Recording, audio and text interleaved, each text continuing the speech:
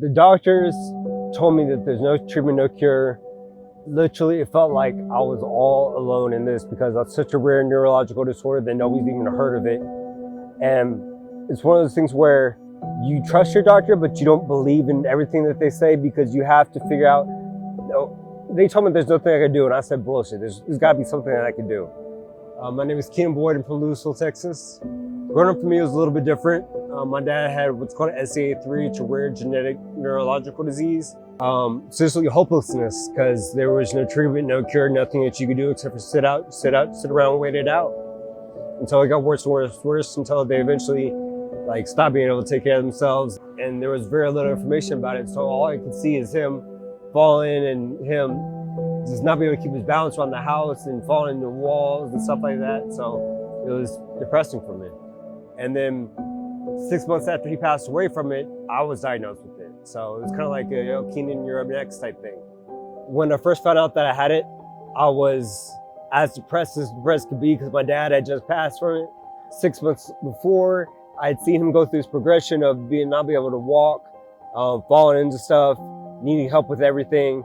It's called ataxia in general, but there's Friedreich's ataxia, there's spinocerebellar ataxia. That's the kind that I have.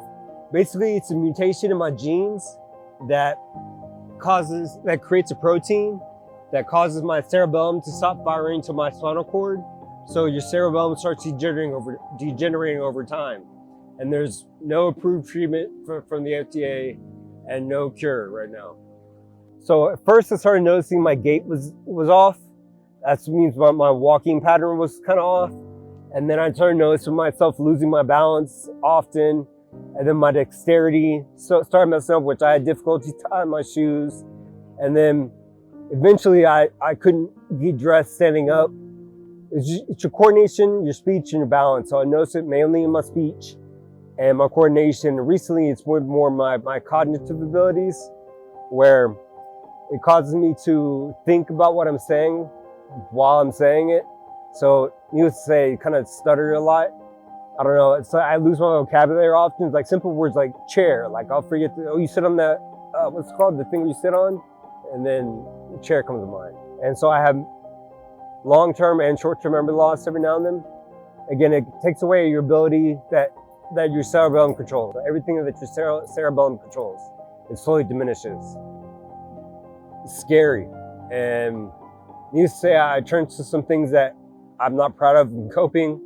And then eventually I came out of that and I decided that if this is gonna be done, I have to do it myself, where you can't rely on doctors because you have multiple doctors. I have 5 or 6 doctors that I go see frequently. And they're essentially so how you doing? That's great. All right, see you in 6 months. So doctors don't really understand the pain that's associated with this disease.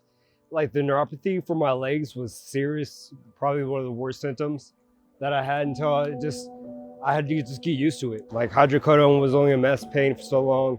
And then whenever the 5 stopped working, I decided to just take myself off of it instead of going up on the medication. So, because I didn't want to be on pain pills for the rest of my life. But the pain associated with this disease is horrible. Plus, the fact that it makes you feel like less than a man. Whatever you can't balance and you can't control yourself, it's like you're drunk. It looks like you're drunk all the time. So people are asking, oh, are you okay? Yeah, bro, I have a neurological disorder or something like that. You're constantly having to try to explain yourself instead of just doing what you want. And it makes you feel like less of a man. Honestly, it makes you feel like you can't protect or take care of anybody else. I went to this program called the Adaptive Training Foundation. They were the catalyst to my mindset change. One of their mottos is defy impossible. And it really helped me too, because you're not supposed to be able to get better from this at all. And I was able to get slightly better over the course of 9 weeks, proving to myself that I could possibly get everything back, or slow down the progression on my own. Consistency is keys. Whatever you feed yourself daily is however you're gonna be. And they say that your thoughts become your words become your actions become a character. That's 100% true, because I literally had to start from the beginning where I was feeding my thoughts positive things in order to think positive things, in order to stop. Why am I in this much pain? Why am I worrying this much? Why am I so about myself? and dealing with this by myself, and I'd get out of that mindset and figure out what I could do. When I have him, it makes me feel good because he pulls me, and it's something that I should fall, but I'm able to, I guess, use my strength and my core to keep him from pulling me over. So it all started out probably about 2.5 years ago when I started just walking a half mile around my neighborhood, and then it became like a mile a day for 30 days, and then I realized that I was steadily just improving my gait. So now it's a mile to 3 miles, and I'm gonna see how far I can push myself. But it's like I've lost my ability to run because my body doesn't coordinate that way anymore, but I can still walk. And so it's just doing what I can, when I can, where I can. So for anyone that's diagnosed with ataxia or spinal cerebellar ataxia, doesn't matter if it's type 2, type 3, type 4, just know that you're gonna hear a lot of negativity behind it. And you have to focus on the positivity, do what you can consistently every single day, and you get to find out who you are. You get to find out how tough you are, how strong you are, and know that it doesn't matter what other people think or what other people say, as long as you're doing what you need to do for yourself.